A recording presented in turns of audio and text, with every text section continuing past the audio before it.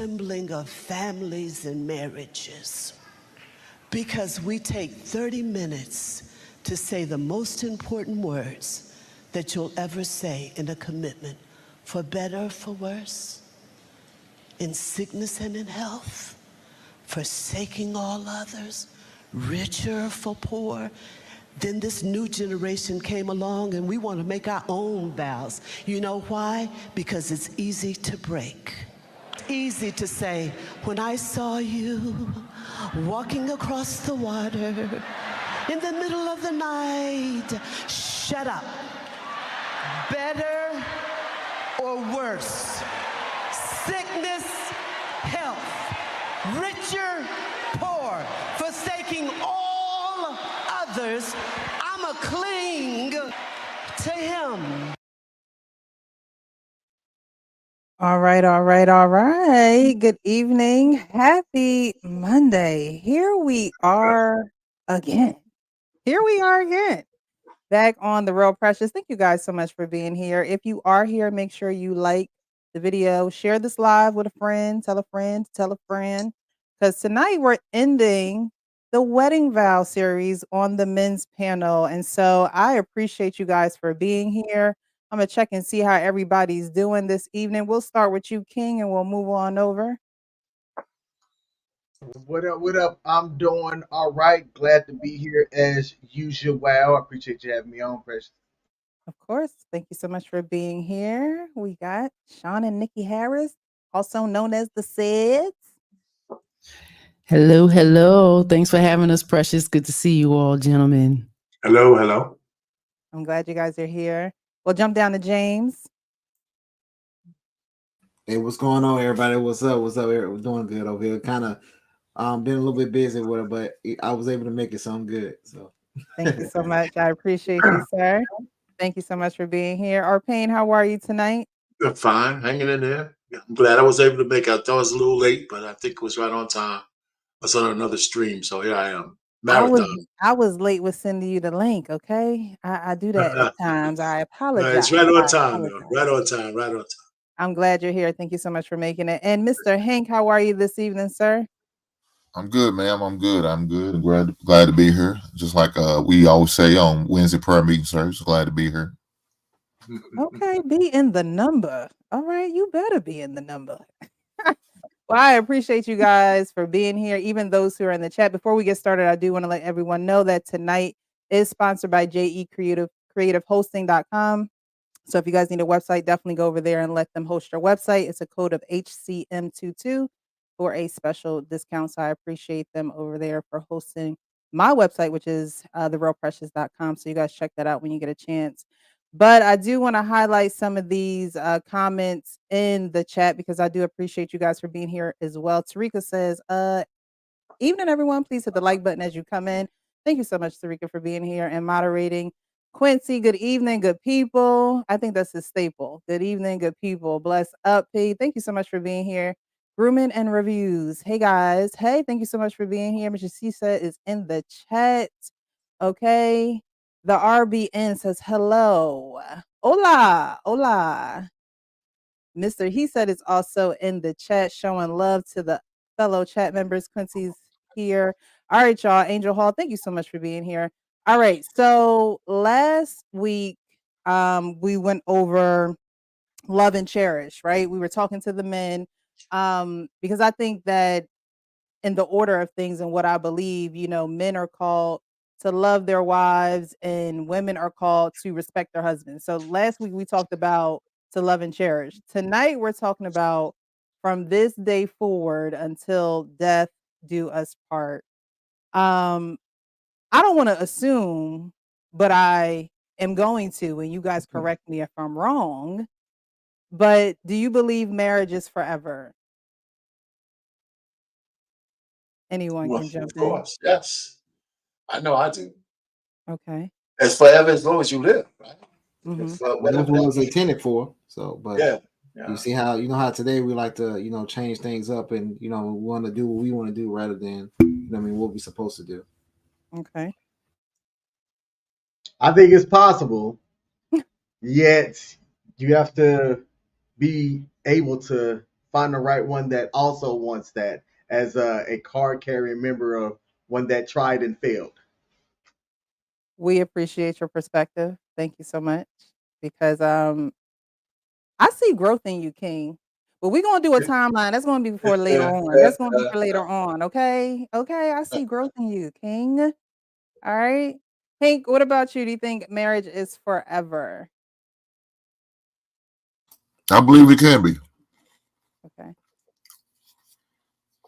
All righty. Did the same go? Yes, we agree. I do. I believe personally. I'm not going to speak for him that it solidifies forever, right? Mm-hmm. Mm-hmm. But the trials and tribulations of life may not make that happen. But I absolutely went into it for forever. So hopefully till death do us part. Mm-hmm. Yeah, I wouldn't disagree. I would say the intentions is absolutely for forever. Absolutely. All right. So everyone is pretty much on the same page here. So my next question would be, why is it almost about 70% of women file for divorce? Why do you believe and I know we talk about this on platforms and we hear the YouTube talk and things like that, but it's the real precious. We want to keep it real. Okay. In today's climate, even from when you were growing up, seeing relationships till now, why do you think that there is about a 70% tile of women filing for divorce? Y'all want me to go first? Go ahead, James. So I would say it's kind of like when you get a job, right? And your employee or your employer, I'm sorry, doesn't train you. It's going to be hard for you to stick with that job because you don't have the proper tools, you don't have the proper things in order for you to succeed in that job. So I think a lot of people, men and women, are not getting taught how to conduct themselves in a marriage. A lot of them haven't seen it, or a lot of them don't want to put the work in or go get the information. You know what I mean? Like you see how we've been talking about this for all these weeks, and how many people have been like trying to tune in and actually listen to married couples or listen to people that was married before. Hey, I made this mistake. Don't do this. Don't do this. And you can learn from us. Hey, this is what we're doing over here. So a lot of people are not getting trained properly because their mom telling them, hey, go get the bag. Their dad said, hey, go sleep with as many women as you can. You know, and now we just out here just doing whatever we want to do. And then now once you get an idea of what you think a marriage is supposed to be, you get with somebody. And then now you just screw that person over. And then now you got one person going to trauma or both. And now you're hurt self going out there and hurting other people. So we just kind of got a ever-ending cycle until you kind of get yourself together and say, hey, I'm not going to be doing this or not going to do this. Hey, let me go get the training, and then now I can be a better wife or a better husband. I remember my wife, she started a school called Wife's Training. You know what I mean? Like it's like 3-4 years ago, and women was mad at her because it was called training. That's how low we at right now and stuff. Because she was like, "What's wrong with that?" It's like, don't when you go to work you get trained. So we such at a low state right now that the words are triggering to people. I think that with the ladies being the one that's filing for 70%, as a guy, I don't hear other guys wondering or thinking that there's something better out there, or man, like I don't feel right about this. There has to be something different. Yet when I hear ladies that have been married and divorced, one of the common things that I've heard is they felt like they deserved better or that they deserved more. And I'm curious, um, just me personally, why I hear that often from ladies feeling as though they deserve more. I can't think of a time myself where I've ever heard a guy say that. So that's why I think that there's a 70% clip in women filing over men. I don't think women, um, from the way that I see it, I don't think that women think that they deserve more. I don't think that women trust the choices that they made. And so because they don't trust the choice that they made, they're going to say, "Oh, well, I deserve better than this. I deserve more." When it was like, "No, your ass shouldn't have been in that situation in the first place." And now you think that you deserve more because you endured some things. But maybe you needed to do that. Maybe I think that women, and just like men, need to fall hard on certain things. And for a lot of women, it comes in with um relationships, because James has said something. He says, you go in with this certain mindset of what marriage is. And if you don't see it, then what exactly are you thinking going in? Are you living together with somebody and then y'all just never move out from one another and y'all just continue to pay bills? Are you thinking, okay, are you ignoring red flags going into it and then you're still doing it because you're fearful of what other people are going to say? Like, my thing is, what is the mindset in certain women's brain when they are saying, "Oh, well, I deserve better." I don't for some women, maybe they may deserve better, but I think they don't trust the choice that they made and the man that they decided to be with. Ultimately, that's what I think. I wouldn't disagree with that. The only thing I would sprinkle on top of that is I think marriage is very subjective. Like, the elder alluded to in the clip before, it's very fleeting. It's subjective to, we can make our own vows, and everybody's marriage is different. And again, we all know as grown-ups that that's true to a degree.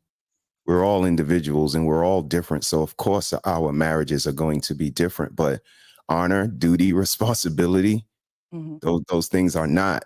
Those things are what they talked about at the service. So these younger people, they kind of have this rocket ship mindset of marriage that it only goes up. And marriage is a roller coaster. You got downs with the ups, and they really don't want to grasp in their mind around the reality that is, what they call struggle love and all of the other negative conversations that they have for, two people building together, two people getting to know each other and come up together and grow together and learn together and then build a union that's worth, admiring and recognizing. So I just think it's very subjective, very transactional. And with that, the terms and the goalpost is always going to continue to move. So that's why one day you can wake up and don't want to be a part of it anymore. Mhm. Well, Okay. yeah, I have a couple things. One, I think there's a fear of missing out. I think social media exaggerates that for a lot of women. But it's not a secret that women are more social media dependent than men are, even though a lot of men are social media. But women like the attention because they get it. Mhm.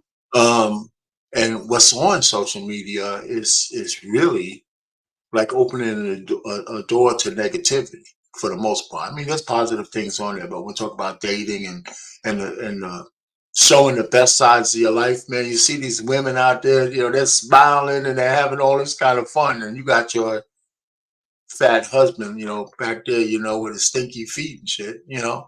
Oh gosh. And so you say, wait a minute. Wait a minute, and you forget all the good things he's done for you. They made his feet stink. All you got to do is kind of wash them off. But I'm just exaggerating. That's one. The other thing is, I think there's a people. I think, and this is what plagues women more than men. and this is why there's a difference. I think women somehow put happiness over obligation Mm, in some respects, right? There could be a tendency. Now, this is not a woman problem, but happiness seems to be more important to women than men. Right? At some point, when you're obligated as a man to your marriage, you kind of got to do stuff whether you're happy about the shit or not. You know, right, right. you know, pretty much. And so that's one. The other one, and I don't know what the right word is. I think there's a misappreciation for what we're doing now, the vows, Hmm. right? And there's a secular component to when people do the vows, and then there's a religious component. Right. Because you can go to the justice of the peace and say the vows to the guy, the clerk who's marrying you, and that means one thing in this in the secular world, but in the non-secular world, in front of God and everybody, those vows should take on a whole different meaning, even though they're the same words. Because you're not only just saying it to you. If you're a real Christian or Muslim or whatever it is, whatever those vows are, you telling God, this is what I'm doing. And when you say till death do us part, that's what you mean. Because if I was in a mafia and I got put in the La Costa Nostra, I ain't leaving, right? Unless I'm willing to die. Right. And there's a lot of gangs like that. So if that's good enough for those dudes, what does that mean to God if you really believe? So, You and bring I, up a good point. so I just think that, I don't want to even just put this on the women, right? Because I think it's still part of the vetting process. If Hmm. a man is vetting his woman properly, now there's always risk, but I think half of the divorce rate we have is because half of those marriages shouldn't have happened in the first place. Right. That's what I think. I use half. It could be some other percentage, but a lot of those marriages should have never happened in the first place. And Right. I'll end it there. You made a good point about you have the circular way and then you have this spiritual way. And I always say that both men and women need to submit to a higher power. Yeah. Because if you are going off of your own merit and trusting your own flesh, mind, heart, and it's like you can be led astray. Point blank, you can be led astray. So if the rate is that high, that goes to show you that women aren't really submitting to a higher power if you're willing, if you're not trusting Mhm. in your decision, and if your decision is not rooted in that higher power, then you are going to fail yourself. So Good I just wanted chances. to point that out. Sure. I wanted to add one thing too. I was watching a video of this lady. She was talking about the reason why she divorced her husband. So he was getting so the husband was on the phone, and this video, I'm never gonna forget this video. This video pissed me off, but her husband was on the phone handling some business or something, what he was doing. So she grabbed both of the bags and she was getting the baby out the car, and one of the kids ran under her and fell. And then she paused the video. She said, "This is why I divorced my husband." And I was just like, "What?" Like, so you mean because he's handling business on the phone or doing something, right? You mean to tell me you're going to divorce him because you was carrying out a bag? You could have left the bags in the car, right? So she basically divorced her husband to do the exact same thing that she's going to do without him, doing everything by herself. So I'm just like, you're not. When you divorce or something, like, you want to come up in a situation, you don't want to be in the same or under. So now you're gonna have less money and you're gonna have less help in your household because he was just handling one. It could have been a business call, it could be anything that was going on.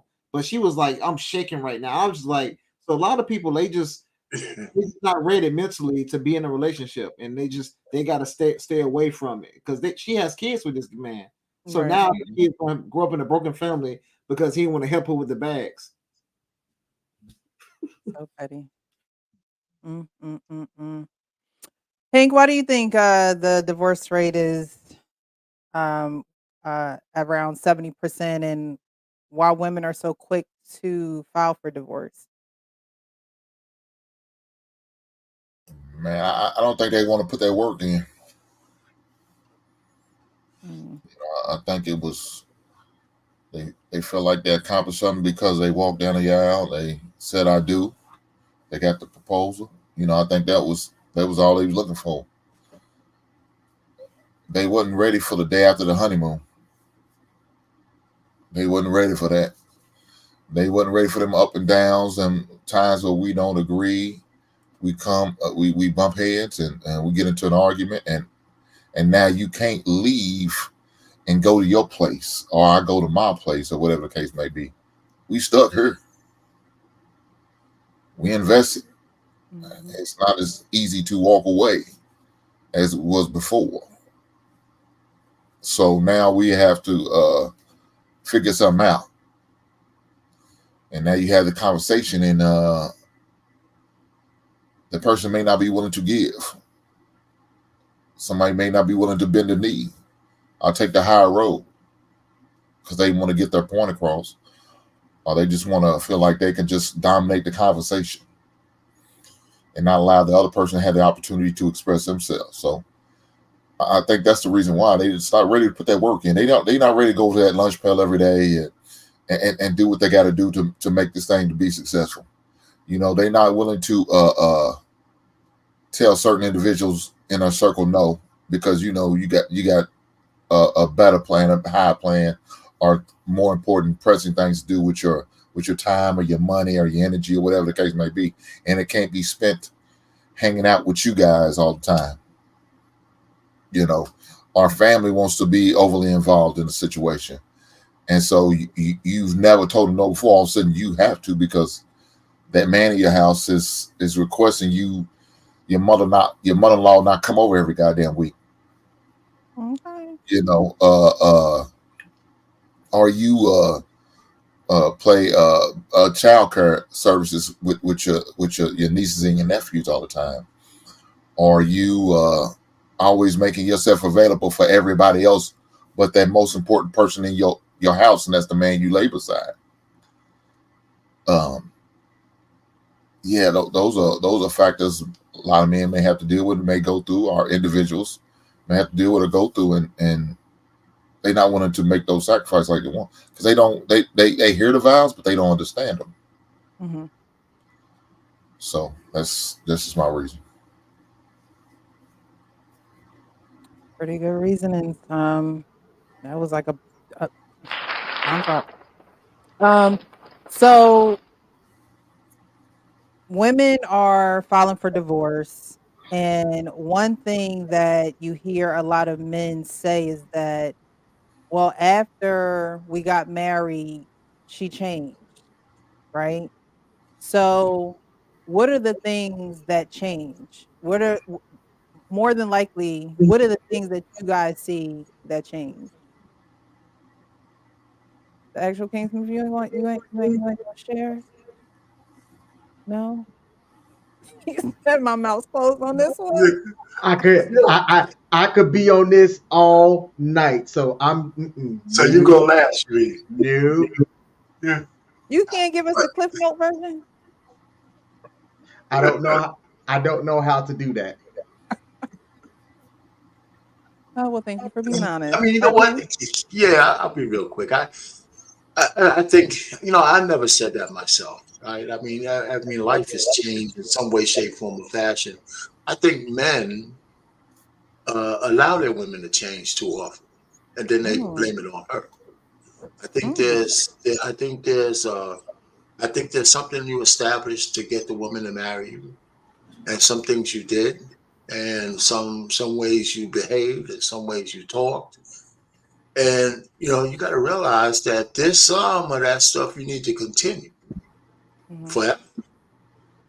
You know, and I think some, you know, when I say forever, for as long as you marry, I mean not everything. I mean, till death do y'all part. You right? So there's some things you got to continue to do, and I think some men lose sight of that, right? Just like women lose sight of it. But I think if your woman is yours and you lead, and she already entrusted you to lead and she trusts you, I think those are the cues that you got to keep giving her. That, you know what, things are still the same.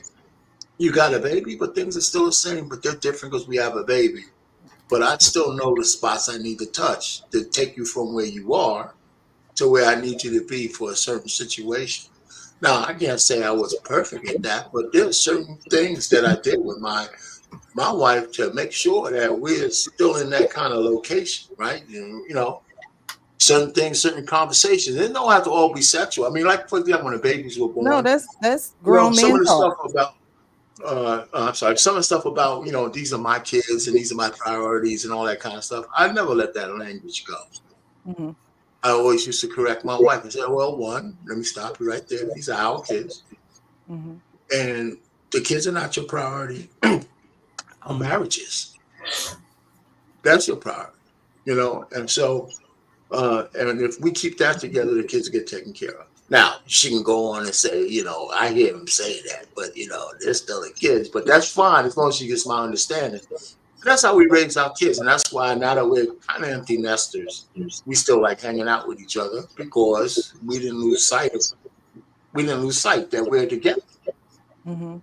And you know, we haven't lost sight of that. You know, so I mean, that's one element of it. You know, sexually, there's another element of it, and there's some other elements. But you know, I wasn't perfect, but I kind of understand that men sometimes drift away from the things that you know that kept her in a certain location. And of course, you change a little bit yourself. But if you ever stop wanting her to be the kind of woman you want, you got to continue to do some of the things that got you there. I think Hmm. that's just my thought. That's just my thought. Yeah, I would definitely agree. I think it's simple, but doesn't get grasped till a later age, because when you realize you're not continuing to do the same things, you realize that you continue to lose, you know? So you see the outcome of that. So I guess men have to work on that end while women have to work on another end. But what are some of the things that women stop doing though, that men say, "Hey, my wife changed," or "She's not doing this anymore." Um, what are some of I those didn't things? answer the question. All right. Maybe, No, no, yeah, well, no. of You were. course, the biggest one is sex, of course, right? Mm, That's one. That's probably the biggest one men complain about. Maybe there's other things, but Damn. again, like I said, I think that falls under the category of what I've said. are there warnings before just cutting off sex? Yeah, yeah. There's warnings, there's natural warnings, and there's other things. And not that she's. I mean, first of all, I think sometimes after a woman has babies, they say they turn off, but I think men also allow them to, right? I think that you know we allow them to go down a path, and Mm, that's one of them. And then there's other ones. But for me, like I said, I didn't always have this. I mean, some of it's learned under fire, mhm. but there's probably some things I still miss. But my wife is kind of pretty much. If I had a spectrum, and she was like, you know, like in the middle here, right? You know, maybe it's a little, you know, it's maybe it's not 100%, but I try to make sure that she's still like this, you know, somewhere in the middle there. I'm Mhm. not perfect, but you know, and I think she does. You know, I mean, I actually think she still likes me. Let me put it to you that way. That's I important. actually That's think she very still important. likes me. You know, so she does the things. I mean, she caters to my wife. I mean, it's ridiculous, man, how she caters to me. Shit, and I hate saying it. I hate kind of saying it in public, man. She just like, you know, because it could be a Why? flex. Because she could be flexing, you know. She might, you know, she could be. I'm only joking. You know, so let me just catch. This ain't gonna cost me nothing. So as long as this guy keeps doing stuff, you know, let me make sure the insurance policy is in the right spot too. Oh, man, Ah, you know, so, I don't know, man. She's cool, man. That's all I can say. So I'm in a good space. We're in a good space for whatever it is. that's good. You That's know, good. so I may be not a good person, and we need to have King answer this question, maybe. Come on, King. Bring the heat. Bring the heat. Bring the heat. What they be doing? What they be doing? He's still saying no. He's saying no. That's No. funny. King is a smart man. I'll jump on it. I'll jump on it. Um, Everything changes, fellas. Body changes, attitude changes, mannerisms changes, idiosyncrasies change, taste buds change. It all changes, and I think that's where the consciousness comes in.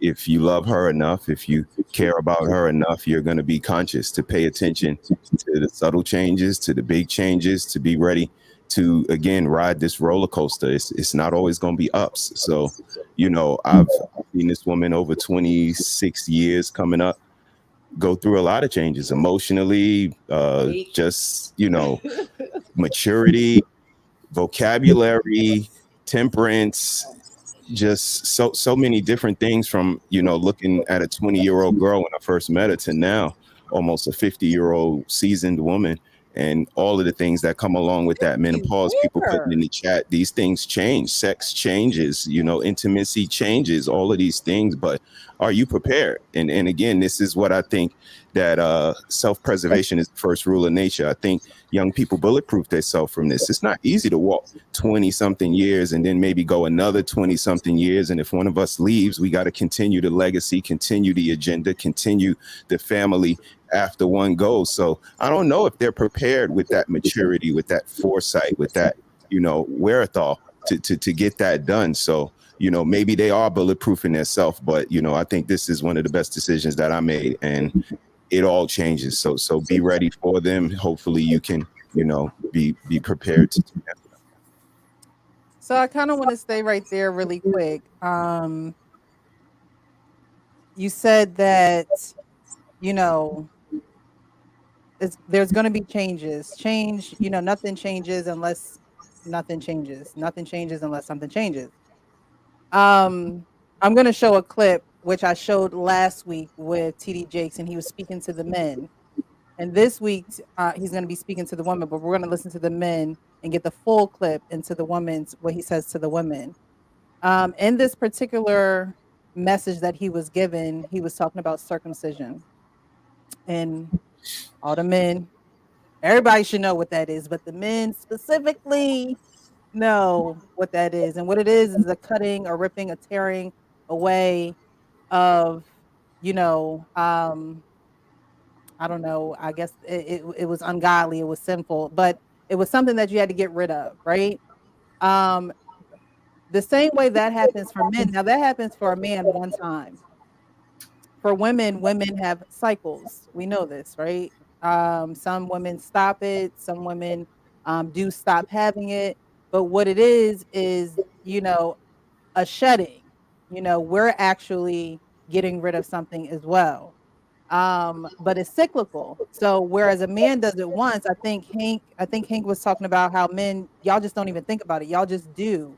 You get it done because that's what you're told to do, and that's how you look at it. And just like with a circumcision, you get it done once, you cry, you do what you need to do, but you're gonna get done what needs to be done so you can move forward. Whereas women, we go through it monthly. We were cursed to remember.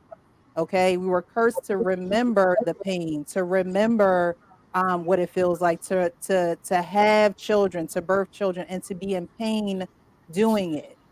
And I don't know if a lot of women really get into their bodies and what it means to really shed that and to get rid of, and for new things to be coming into your life during that time. I don't know if they get that deep into when they're in that time period of the month, because a lot of people just be like, child, I'm crazy, don't mess with me, give me some chocolate, give me this, I'm craving that.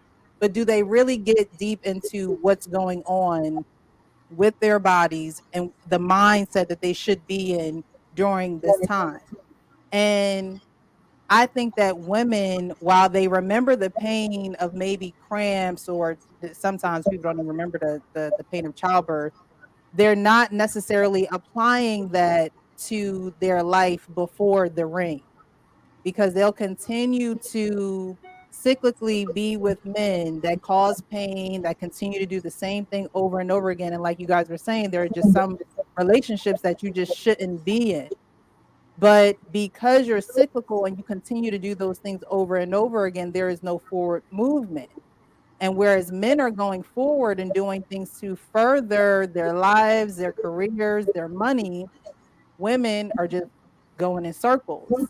And so doing the work to progress, or being in therapy, or learning their man, wanting to know who he is, wanting to know what he likes, what his goals are in life, they're continuing to do the same things over and over again. So the work is not really done. It's not being done. The work is not even really being recognized because I don't think that they're really getting in tune with what's supposed to be going on during that time. So I'm going to play this video, and he was saying a lot of the things that you guys were saying. We're going to get to the video. He's going to talk about the men first, and then we're going to get to the women. Don't understand that there's some bleeding and some cutting going on. All we see is the performance, but we don't see the pain and we don't see the price. It is painful to be a good husband. It costs you something to be a good husband. You have to cut your ego back to be a good husband. You have to cut your pride back to be a good husband. You have to cut back your need for reciprocity to be a good husband. It is not easy to be a good husband. Women, you're kind of quiet, but you're going to let this next part. It is not easy to be a good wife. It is easier to look like a good wife, and that takes a lot of work. You spend hours looking the part, but when it comes down to actually being a good wife, that's a task. Listen, ladies, if you got a dog, you got to feed him. If you got a cat, you got to have cat litter to take out. If you got fish, you got to change the water ever so often. You can't take in something and not expect it to require something. Just because you have a baby doesn't make you a mother. Let me give you something you can chew up. You're a mother, but you don't want to get out the bed. You're a mother, but you don't want to cook. You're a mother, but you don't want to wash clothes. You're a mother, but you don't want to deal with the issue. You're a mother, but you don't want to do homework. You like the title, but you don't like the job.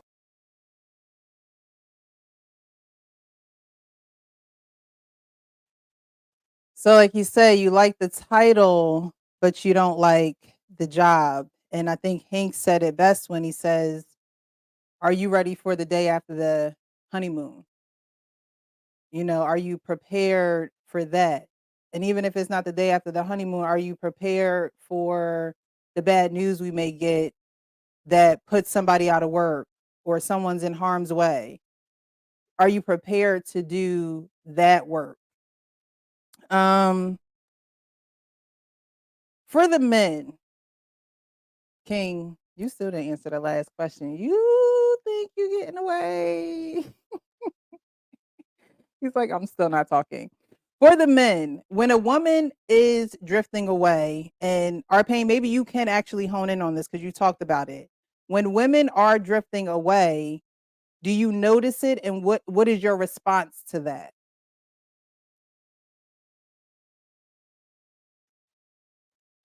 You're on mute, Arpain. Yeah. I think if you're in tune, you notice it. I mean, not every time. I mean, I'm just thinking over the long marriage. Have I been absent on certain things? Maybe. But I think your woman leaves clues, right? She leaves clues. Attitudes over certain things that used to bounce off her back don't bounce off anymore, right? Smile. And so, either, I try to have kind of conversations where we kind of catch up because I used to travel a lot, for my job. And, so how's things going? What's going on? What's bothering you?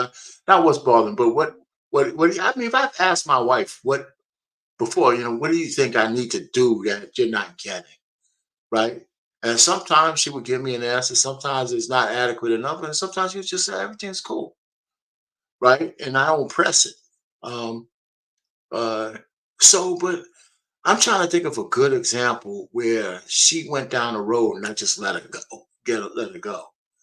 And I really can't. I can't really point to one. Not off the top of my head. Maybe I'll think of something I can pop in. But women leave clues, and you just need to know that you are tied in with her and with your spouse, because in some cases for your husband. But you just got to be tied in enough to see them, right? I mean, because women do that, right? It's kind of part of this whole thing that they all think we could read their minds and shit, right? You can't, Mhm.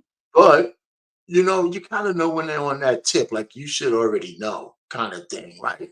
Mhm. And I've had that. You know what's funny? I've had that discussion. Listen, I can't read your mind because my wife would do so. I don't know what you call it.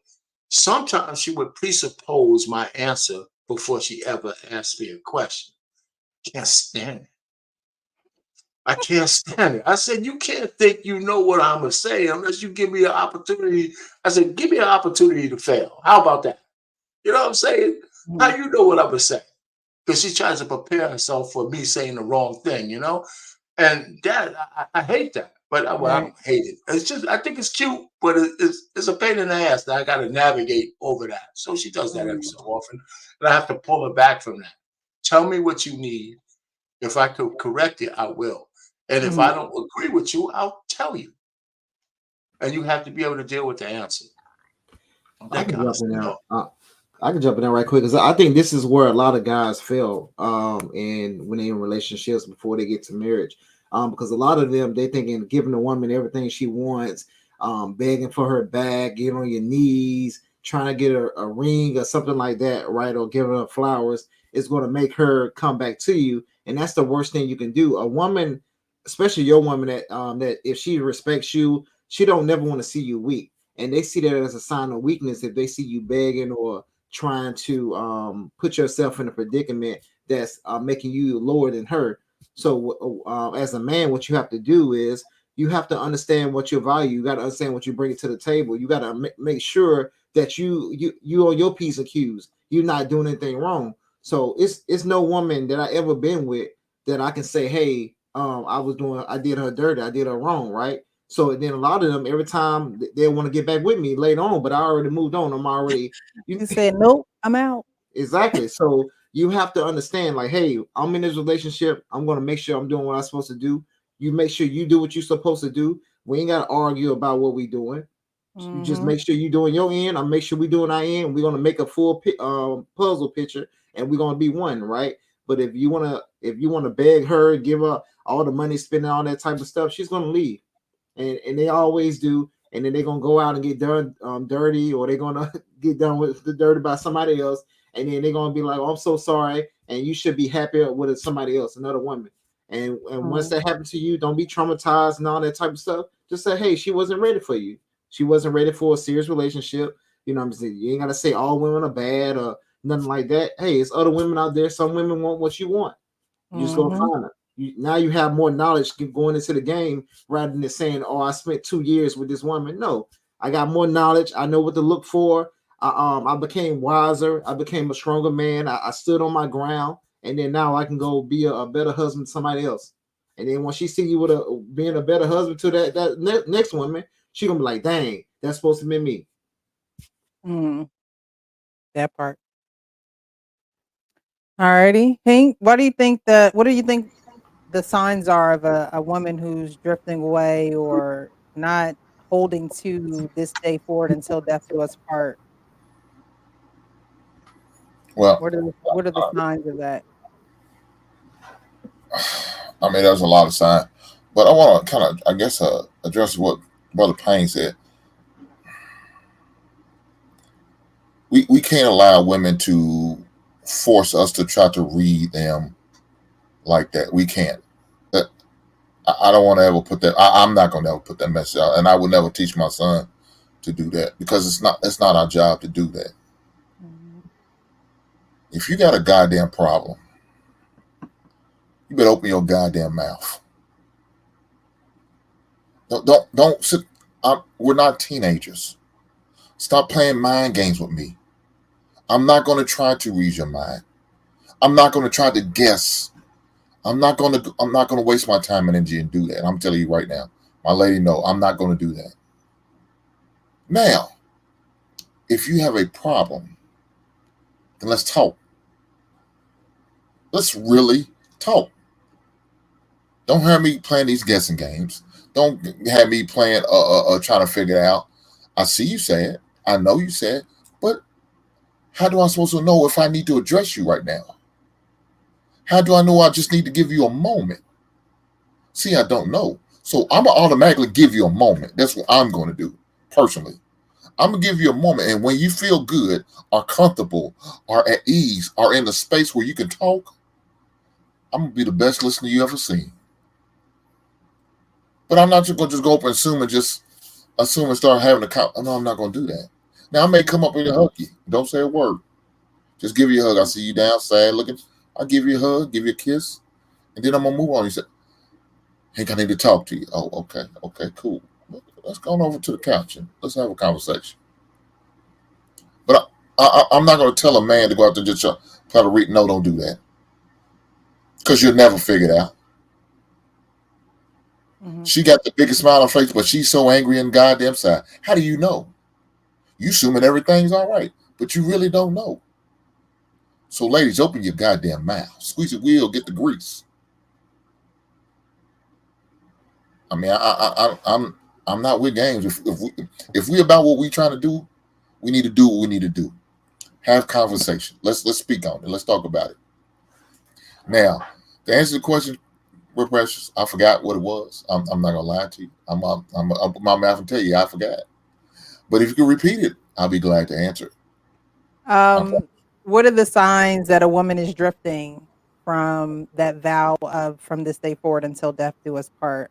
We heard TD Jake saying that women want the title, but they don't want to do the work. So, what are the signs that she's not doing the work anymore? How do you know that the work is not being done anymore? Well, I think the Harris family expressed it best. As we all know, we're gonna go through changes.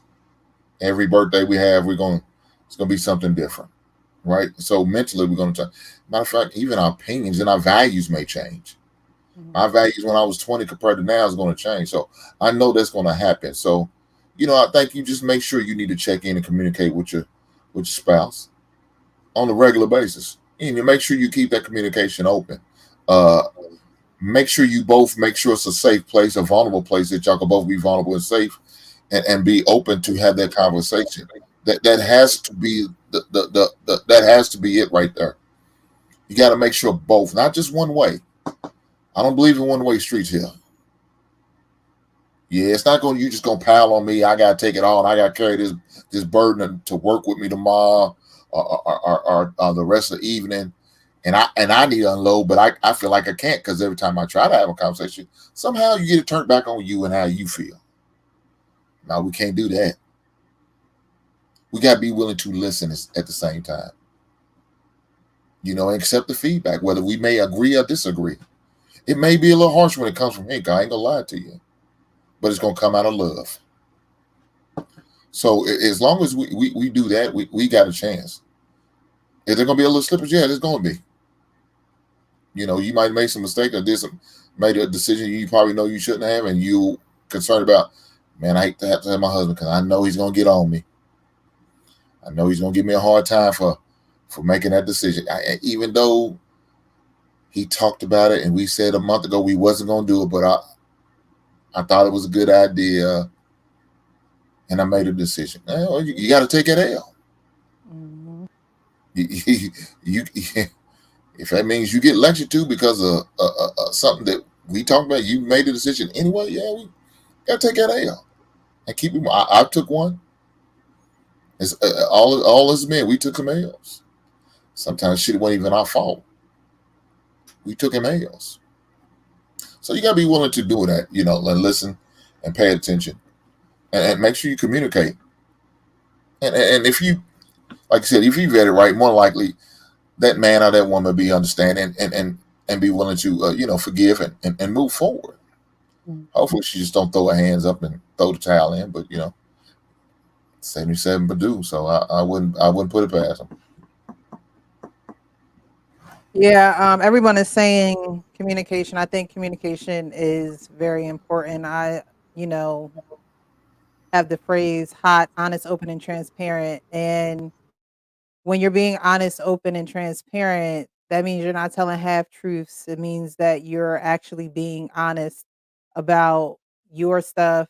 She's being honest about her stuff because If you're not going to be fully transparent, honest, and open, there's no point in continuing. I think a lot of the relationships that are or that don't need to be together or should have never started in the first place is because they weren't being honest, open, and transparent.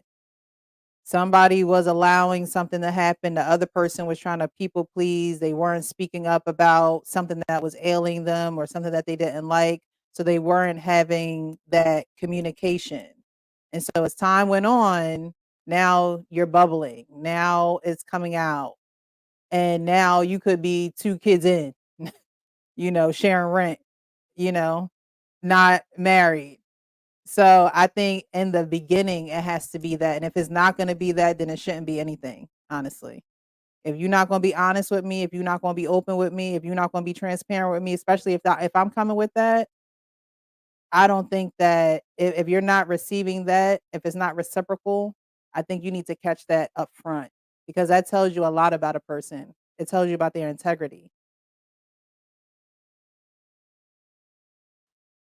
Alrighty, who wants to go next? I think I got to jump on it now. The signs we were at, right? I'm wholeheartedly in agreement with Hink down there. We got a saying in our house: a closed mouth don't get fed.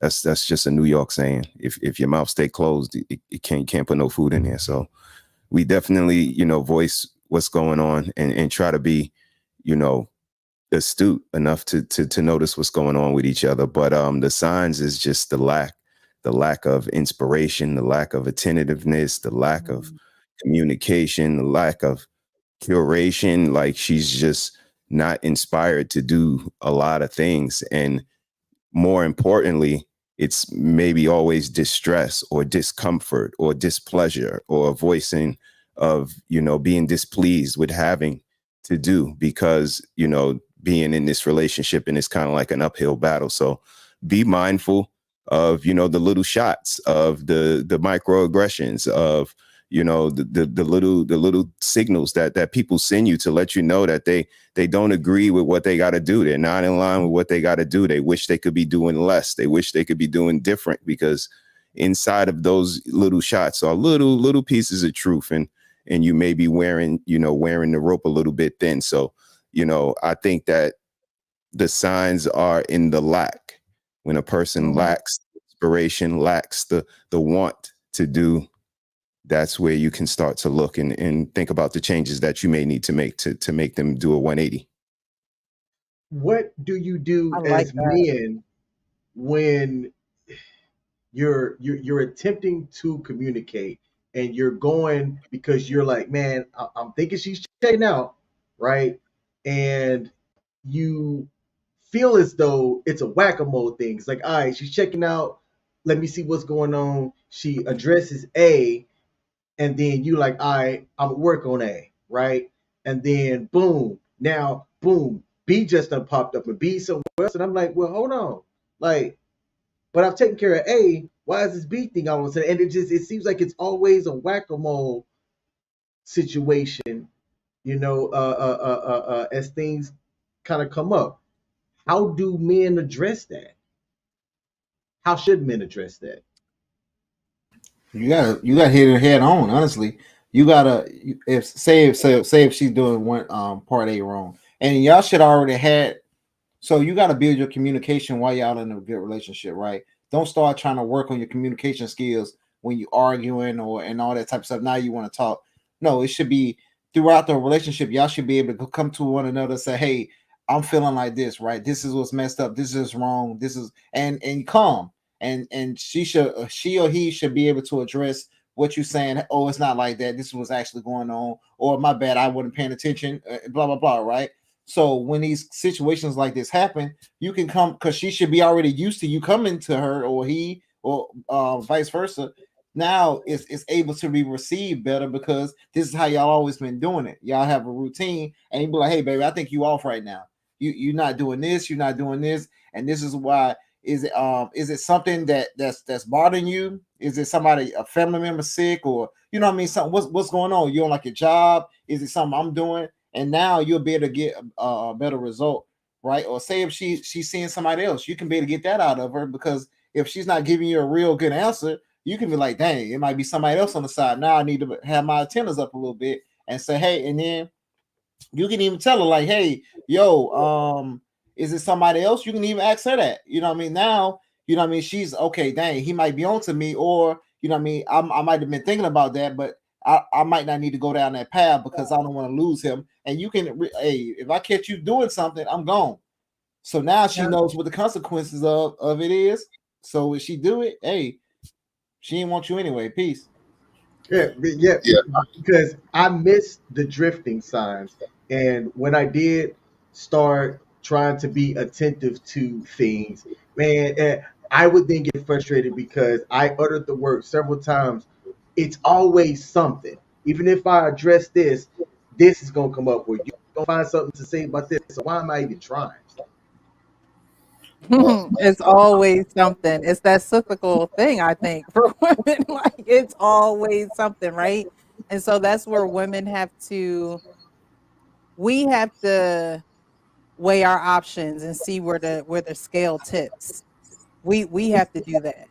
And then as a man, I think that you weigh whatever she's bringing to you and see what's priority and what's really not. I mean, I think that men consider what women say and do their best in incorporating it into their theologies or their plans. But at the end of the day, everything that she says doesn't have to be Bible. She could be going through that cyclical Eve trait, and not time of the month, but mental frame. Because while that's a physical thing that happens with us, I think it's a mentality too. So if it's always something, it means, okay, she's not settled. There's something that's not settled with her. It's something going on. If it's always something, and you evaluate that. You also evaluate your actions, but I think with the woman, if there's something always coming up, I don't think that she's settled. I don't think that she fully trusts the situation. And you got to watch yourself too. So say King of you is in a situation, right? A is happening, B is happening, and C is happening. Sometimes you have to check yourself and say, hey, am I tripping? You know what I mean? Maybe B and C is really not that big. I'm more concerned about A, but A pissed me off so bad, B and C became an issue. You know what I mean? So sometimes we got to be like, all right, that's not that deep. You know what I mean? Let's move forward. You know what I'm saying? Even though it's something else, it's micro, it's not that, that big of a situation. So my bad. I'm sorry, y'all. I'm gonna chime in real quick. Some women are just very selfish, okay, and very self-absorbed, and they're unhappy with themselves. So, like you said, if there's a person where there's a problem, and after A has been, fixed or changed, and then there's a B that comes up, like there's some unhappiness going on with that person. It can't always be one person. It can't always be you. You understand? Right. So if you got a person that's coming with the A and the B and the C, you need to come with the A, the B, and the C because you have a report to report change needs to happen. You understand? So when a man comes into a relationship, you guys definitely need to speak up on what's acceptable, what's not. Like what Hink says, some shit I'm just not going to allow. You know what I mean? And this pissy mentality of I can't do, I don't want to do, I'm just so unhappy. And when children start coming into play, that kind of attitude is unacceptable. How much coddling can you do? Right. You cannot have everything your way. And this is women. We want everything our way. And I'm going to find something to gripe about, especially when sex is taken out of the picture. Now, I don't want to give you no sex. I'm going to find any reason to have an attitude to make sure that I don't want you to touch me. Like some women really start to get into that. Mm-hmm. I'm going to do all these things to get you. And like you said, once the honeymoon is over, I don't want to clean up. I don't want to change no diapers. I don't want to teach no kids. I don't want to love you. I don't want to inspire you. I don't want to do shit. Matter of fact, the grass is greener on the other side. I'm going to leave and I'm going to take the kids. And now I'm doing everything my damn self. It doesn't make sense. So, it's quite confusing. Women are very indecisive. Very indecisive. You know what I mean? So find someone that is not. And they're very clear on what they want and what they're willing to do in order to keep you. You gentlemen are the prize. You know, if good men are hard to find, y'all are the damn prize. And that's the problem. Women think too much of themselves. They have way too much ego. And when you come into a family, you're trying to build a family, it is no longer about you. It is about those children. And those children need that father. It's very important. And we're losing sight of that.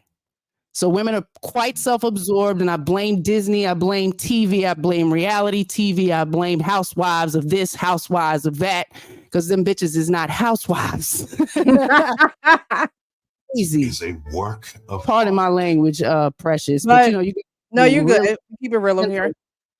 But really my nice. okay, so my question to you, Nikki, is how do men identify this before I do? Like, how Yes. do they? Because Yes. I think sometimes it seems like it's undetectable to men, and then it's like, yo, what happened? Like, you're different, and it's like, I wish I Yeah. was a fly on the wall because what you didn't see it at all whatsoever. Right. Yeah, Allow the plausible me- deniability. I mean, a lot of men are infatuated with the vagina and, you know, whatever tricks they can do first. You know what I mean? So that infatuation will have you overlook that her ass is dirty. She don't clean up. She pawn her kids off to people. You know, I mean, now if a man is vetting a woman that has children, like, you're going to see how she nurtures her children. If this is a woman that pawns her children off, she doesn't keep a clean house, her children are eating fast food all the time, this is not a good woman for you. Now, if she's a good mother and she's present, she's considerate about what the kids eat and they have a regular scheduled time, like those are the things you need to look for. You know, is her family pleasant? Do they speak well about her? You can't just jump into a relationship with a woman. You don't know who her mother, her father, her cousins, the people she lived up the street with. Those are things that are important. And you can't learn that on social media. No. And nowadays, people are meeting each other 6 months on social media and jumping into relationships, literally moving their life across country to move in with somebody you don't know. That's pretty scary. You know, so that vetting process, gentlemen, for you definitely need to pay attention if she's a nurturing woman. If she's one who cares about you paying for her to get her damn nails done and a frontal, and you got to pay her bills, that's a problem. Say it again. And her frontal. In this day and age, you know, ladies, she should be able to take care of herself. Now, if you decide you want to come in and step in and take care of her, then that's an honor. You know, and it needs to be respected and honored. But then they get y'all, and it's like, I don't feel like doing that no more. But then you get mad when he cheats. Come on, stop it. You give that access to your husband. Like, we don't play with that. You don't want him to go nowhere. You make sure he's taken care of, belly full and dick empty. That's how you keep your man. Pay attention to him. Y'all can't do all the paying attention to the women. They need to pay attention to their man and those children. Everything out in that world is not as important as what's being created and cultivated at home. And us educating ourselves about each individual child, because they're different, quite unique. You have to pay attention because they get lost in the sauce and then they don't have both of us. That's detrimental. And are you ladies ready to answer those questions to those kids? Because, you know, women are put on pedestals. We're superheroes to our children. And it's unfair that we don't give that credit to the father who's been holding us down, you know? So we got to do a better job with inspiring them and motivating them to go out and do that hard work, because y'all carry a lot of weight on y'all shoulders and we have no damn clue. And we need to start understanding that. Have some respect. Put some respect on the man. Mm-hmm. Y'all are kings to me. Y'all are kings to me. Y'all are kings to me. I'm just saying. I know that's right. So, yeah. Men, don't pay no woman's bills unless you got your last name. Ain't no damn way you should be doing that. Why? Why are you making that type of investment? She may not be worth that investment. Ain't no damn way he's going to do it. I'm not paying. My woman lives where she lives at, and I live in my home. I don't believe in shacking up until I'm blessing you with my last name. That's not what Are I'm y'all doing. having sex if she doesn't have your last name? Yeah, I'm banging her down, King. If that's what you want to know. Why can she give up the cookie and y'all can have sex if she don't have your last name, but you can't pay a bill? Why? Because I don't do that for a woman. I do that for my wife. So your wife can give up, your girlfriend can allow you to enter her, but No, I don't you have a can't, girlfriend. I don't but have you a can't pay a girlfriend. bill. I got a lady. I don't have a girlfriend. I don't mess with girls. I like ladies, and I have a grown lady, and I do have sex with her since that's what you asked me. No, I don't pay her bill. She's a grown woman. That's part of the process. She needs to show me she can take care of herself. That's part of the process. If I'm going there bailing her out, she showed me she can't take care of herself. So something happened to me, we fail. Because she can't take care of herself. She has to prove that to me. And that's part of proving that. Keeping your home clean, making sure your kids are right.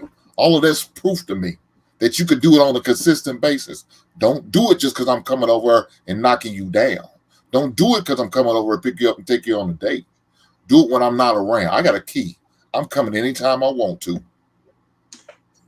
And she got a key to my spot. She come over anytime she want to. But she doesn't live with me. And I don't live with her. But when I bless her with my last name, we're going to go buy a home together. I'm not going to move into my house. It's my ex-wife that live here. How does that look? Nah, Are you engaged? Are you engaged? Not yet, but it's coming. So no, I'm not saying no dates because she's paying attention. But no, I'm not doing it. I wouldn't encourage no man to do that. Why? Now there's things I'm doing. As you say, King. Every time we go, she doesn't pay for anything. She don't have to pay for nothing.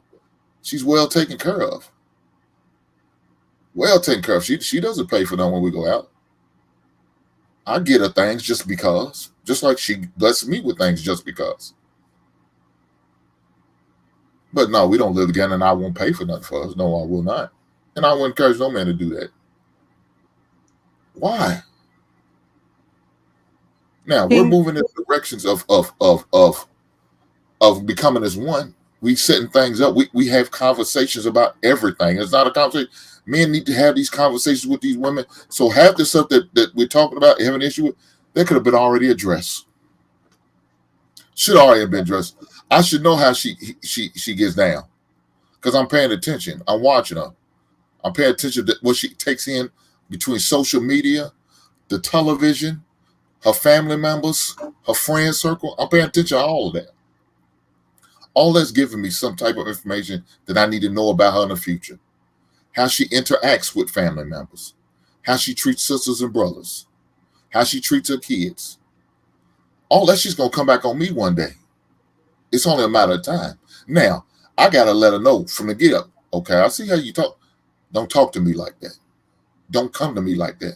Don't address me like that. This is how I like to communicate. When I need time, give me a moment. I reminded her a couple weeks ago. I'm like, it's not the time. I'll let you know I'm ready to talk. It's not that time. And if you don't know how to talk to me in a respectful tone, I will hang up on you. I will disconnect from you.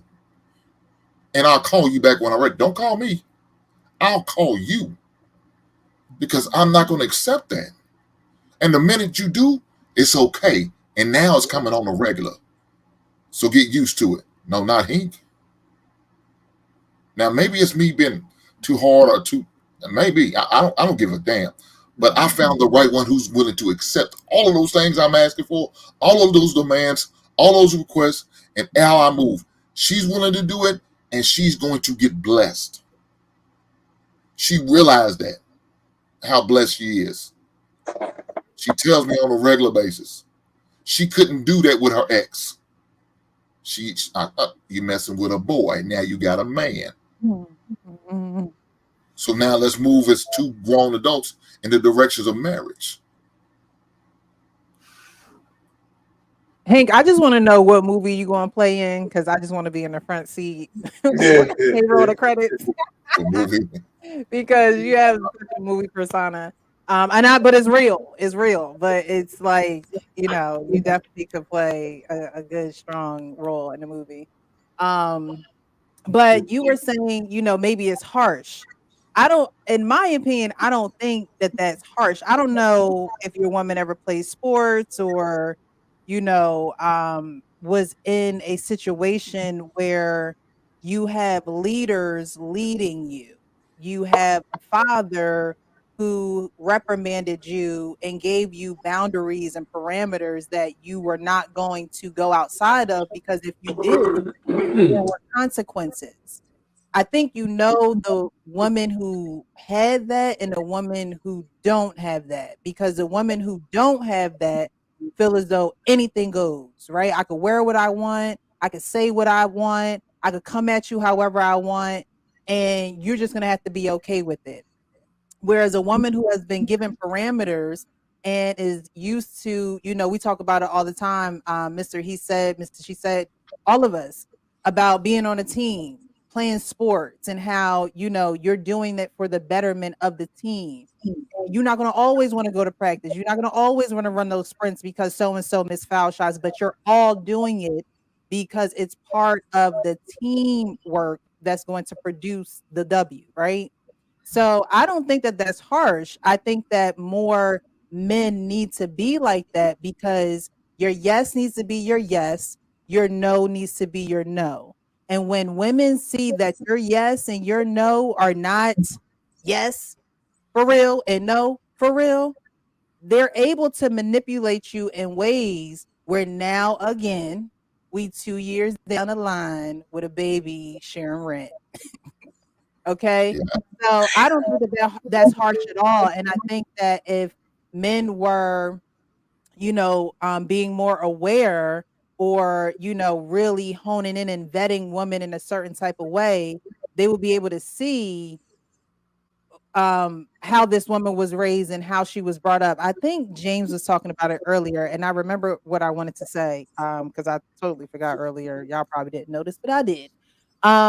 He had brung up women not having that example, right? So my question to you guys is, in this day and age, if a woman wants to be married, she didn't have the father, maybe she didn't play sport, maybe she just been on her own out here trying to figure it out. What would you say to her? How would you advise her?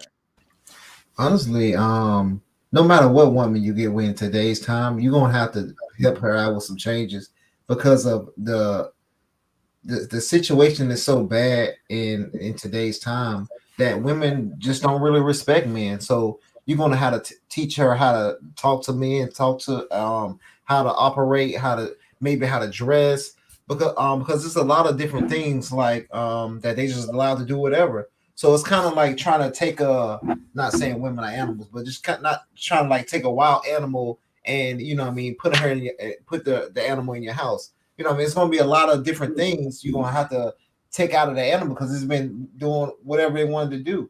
So, but men, from a young age, we've been taught how to respect men, either the easy way or the hard way. The hard way, you getting punched in your mouth.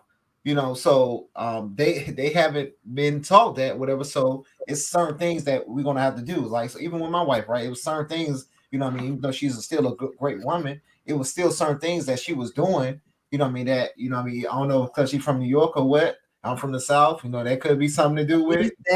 That East Coast and down South combination. Yeah. So I don't know if that had something, because she was all aggressive, trying to be aggressive. And I'm like, yo, I ain't, what I'm saying? I ain't trying to do all that, but you know what I'm saying? So it's just, no matter what woman you're going to get with, it's going to be some loose ends, and that you're going to have to try to help her and fix. And you as a man, you want your woman to be the best, because she's going to be a reflection of you anyway. So I don't want you out there looking like a fool, especially in front of other men, because them other men going to look at me like, yo, that's your wife? Like, why she up here clowning? Why she acting like that? You need to get your wife in check. That's the last thing you're going to hear from another man saying about my wife. So, and I'm make sure of that. Lady Di had the Nuck If You Buck, and you had the We Are Family. Like, come on, girl, now. No, but I mean, it's honest. It's it's hot, honest, open, and transparent, and that's what we're here for. Because everybody doesn't start at greatness. We don't start at greatness, and I think the greatest thing someone can do is get understanding. They can get knowledge. They can get wisdom. They can get training. Like James was saying, ain't nothing wrong with the word train. If there's something wrong with the word train, then I need to know how you're using your vocabulary. Okay? I need to know. But it's crazy that a word like that can strike someone who doesn't see the importance of what training can do for you, and even outside of a husband, because a lot of times too, a lot of things you do, like you guys talked about, having a clean home, being able to, run your household right, nurture your children. Those things do prepare you to be a wife. But if you're not getting that understanding, getting that knowledge, you will be astray. So I appreciate that, James. Thank you. What would you guys say? Well, how would you advise a woman who didn't have a father background, never played sports, doesn't know structure? How would you advise her, but wants to be married? Maybe she done See, made some mistakes, but what would you say to her, especially to go down this road and to say this vow from this day forward until death do us part? so you the key thing that you said was that wants to change or wants to be married. That has to be her idea, right? That she has to be the willing student. Mm-hmm. She has to be able to want to change, right? So if she wants to change, that means if you have a list of things, if you're a man, or whether one of the things you have to find out whether she could take direction or information from a man or a woman. I think one of the problems we have with black women is even if they want to change, they have a very difficult time taking information from men. Mm-hmm. Same message, I think resonates better with them if a woman says it from time to time. I think. I don't know. I don't know. Well, I but don't know. they need to hear more women who have receipts saying stuff. Mhm. Because men having receipts and saying things, I don't necessarily think that, especially if the woman's not emotionally attached to you, you're just Mhm. another man talking about stuff, Mhm. right? Because I've seen men drop serious logic on women and it bounces off them like kryptonite, right? But here's my example. You get a sister like Crimson Cure, right? She dropped some bars, Mhm. but there's a lot of women who understand that she's telling the truth, but they can't stand her for it, right? But if a man says it, forget it, he'll get canceled.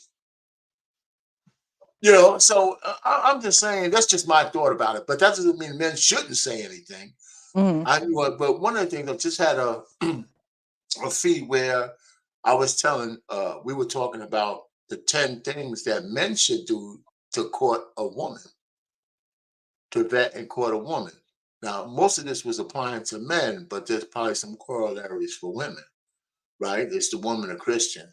Is she willing to take direction? She's a Christian, then you could talk to her about it. If you're a Christian, then you have to be able to actually legitimately want to say the vows. Mhm. And here's what they mean, especially if you're a Christian, you want to say it before God. That needs to mean something to you. Right. That might get to her, right? The counselor might help with that. And some other stuff, I think one of the things with some women is, how comfortable are you in your own skin? I think in the black Mm. community, we have a lot of women who have issues being comfortable in their own skin. Right. I That's think true. that's a problem. Very true. I really do. And but it doesn't mean that they're bad people. But if you can't survive without a wig on or eyelashes and things. I mean, I think that's bad. I really do. You're right Um, about it. you know, Emotional stuff. There's some truth to women being considered around the world as angry black women, angry. And how do we? If you want to be married, you got to dispel some. You got to get rid of some of that, right? Mhm. So how do you tell? The only thing that's going to carry a woman who wants to go from where she's at to marriageable is she's got to be taking some of these truths and internalizing them to change. Yeah. And that's not going to be any easy feat. I think, and this is I'm gonna say this. I think it's easier to go ferret through the wheat and chaff to find a woman that's already converted, as opposed to changing Mm. a woman from here to there. Hmm. You know, if people say there's no good women out there, I don't believe that. Yeah. You know, especially black, I personally don't believe it. You know, everybody's not like some of the hyenas on this damn, I don't know you personally, but I wouldn't consider you one of the hyenas. So how, you know, do you feel like a unicorn? Do I feel like a unicorn? Yeah. No, I just know how I was raised. So that, I just But you would say that there's some other women that have some virtues like you might have. yeah, I see women in Yeah, the space that do. yeah, that's what I'm But saying. I just think that, with women, women have to be honest with themselves. They have to be real with themselves. This is what I talk about all the time. You have to be real with yourself. Yeah. And, like you said, even Crimson Cure, shout out to her. Shout out to Security Boss. Shout out to Lady Di. Like, these are women who, have gone Mrs. Ted or through whatever. Mrs. Yes, Mrs. She said, I'm sorry. Charged to my head, not my heart. Yeah, Gone whatever. through the process of marriage, and they're honest, they're real about it. They spend their time, they serve, right? They're there for you to take advantage of. And there are just some women who are not, like, for me, honestly, and this could just be me, I don't know. But I live by that. If someone is not willing to be open to something, there's nothing that I can do to change your mind, Exactly. right? And so those Exactly. people that are listening to all the women that I just said, and are hardening their hearts and are, hating them for what they do, or the real life advice and facts that they give, those women don't want to even be open to themselves, right? Like you were saying, that you can't, if you can't go somewhere without your wig and your lashes, you don't want to look yourself in the mirror. If you can't go to 7-Eleven without your wig and your lashes, and your 5-year-old handing you your wig so you can put it on, or they calling the school saying daddy done picked her up, it's like, no, it's just her without the wig. Okay, then something is wrong with that. I And think so. women need to understand that and really get that underneath their skin.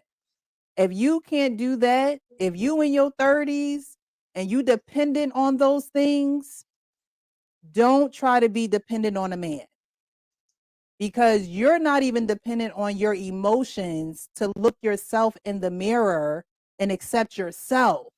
So you're never going to accept that man. He might come with money. He might come with all the cars in the world. He might give you everything you need and put you on that pedestal that you think you sitting on. But guess what? When you Mhm. go to bed at night, in the morning you got to do the same thing you did yesterday, because you can't be naked. You Right. can't be yourself around him emotionally or physically. That has to be torture. Yeah. That it has to be torture. And so because they don't want to show you that they're torturing themselves, they'll just smile, throw on that wig and them lashes, and post a couple of posts on IG. So Hmm. you think that their life is great, but it's not, because they can't be real with themselves. And there's nothing wrong as a woman and a man. There's nothing wrong with being real with yourself. We're all imperfect. None of us are, perfect. We're not. It's when you sit down and you're honest with yourself and you say, I need to stop doing this because I'm not advancing myself, or I'm not getting the results that I need. What do I have to change? I always talk about pivot. Playing basketball, you got to pivot. Hmm.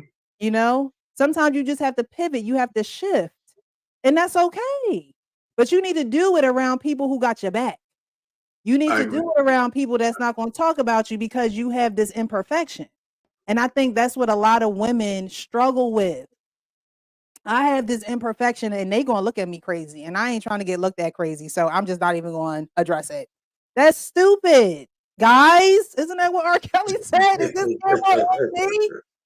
That's Crystal stupid. Scott. It is. Because if you can't look at you in the mirror, how do you think that I'm going to look at you in real life?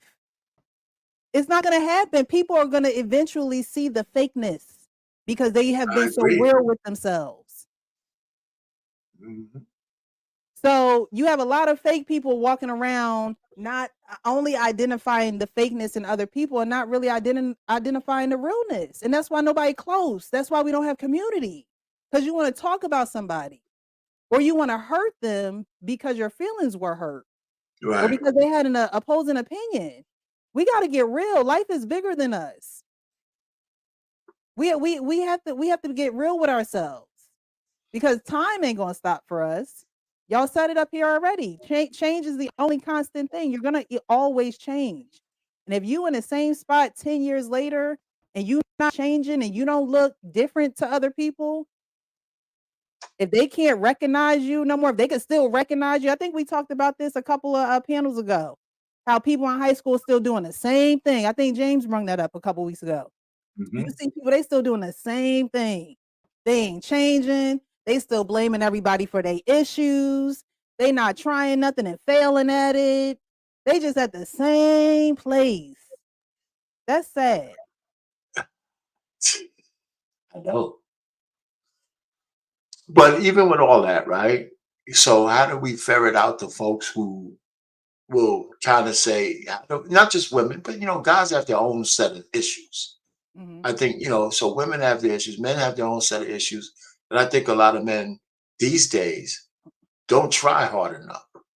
Mm. They don't try hard enough. I mean, you'll get on these spaces and they're blaming everybody else for why they where they are. And at some point that's gotta stop. Right? Because you can't keep looking backwards, right? What are you doing for the future? What's your ground zero as a man? What's your basic stability? Can you take care of yourself? Can you answer that question? Mm. And if you can't answer that question and you're in your 20s, some people say you should start at 16, where you have at least a direction on whether you want to go to vocational school or college.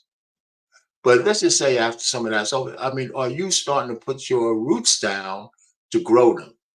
That certainly has happened in your 20s. And so now you have those men meeting the women who can't even look themselves in the mirror.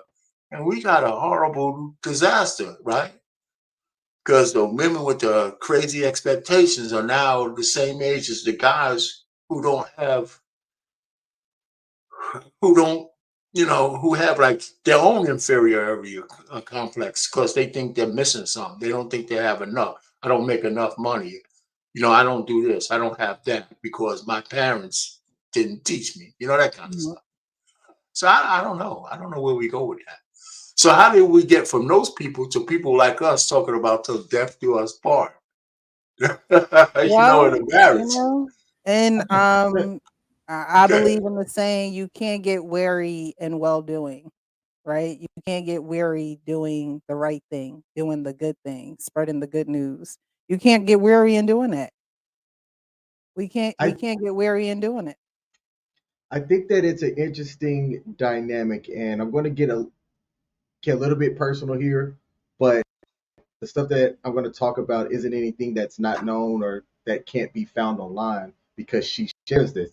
So, Precious, your question was, what's the outlook for women that didn't have the example, that don't have a good idea of what a wife is, and how do you work that as a man? Well, interesting enough, the lady who I'm talking to knew her father later in life. I met the man. She didn't have her father around. She didn't have a good example of that growing up, and uh, a lot of those things that you see in, or that you would like to see in a two-parent household structure, she didn't have that, right?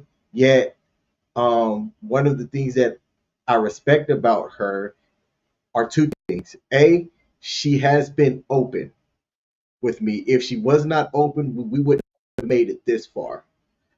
And B, I think the answer to your question is, and it's kind of what Hink laid out earlier, state what the game plan is, right? Have the things that you're going to stand your 2 feet on and communicate that stuff early, right? Work through that. If she's not somebody that wants to be a part of that, she can walk, and that's fine with me, right? But being open and understanding what the game plan is I think a way that a man can look at a woman to decide if she's not going to give him the bait and switch, which is what a lot of people worry about. It's like, okay, folks want to talk about vetting and things like that. All right. Well, what stops the change from happening to where you feel as though you got bait? Bait. That's the thing that really worries me.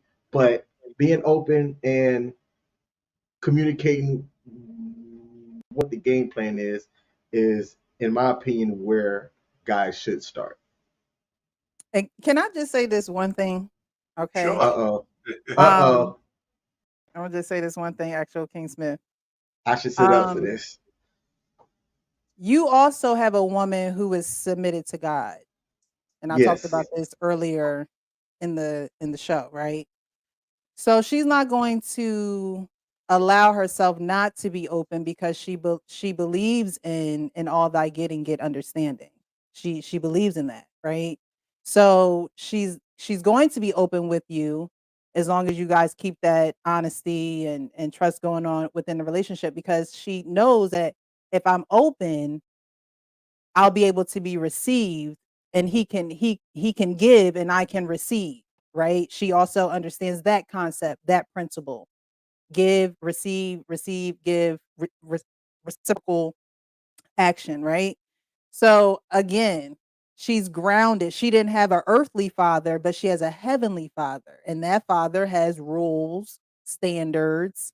He know you ain't perfect, but he takes you as you are, and she goes by that.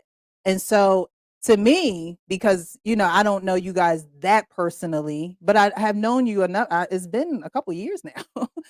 Seems like it. Where we've been doing content, but I know that about her. I mean, she's a preacher, like, you know what I mean? Her professions and everything. She's a teacher, she is in situations and dynamics in life where that works as a benefit for her and for you, right?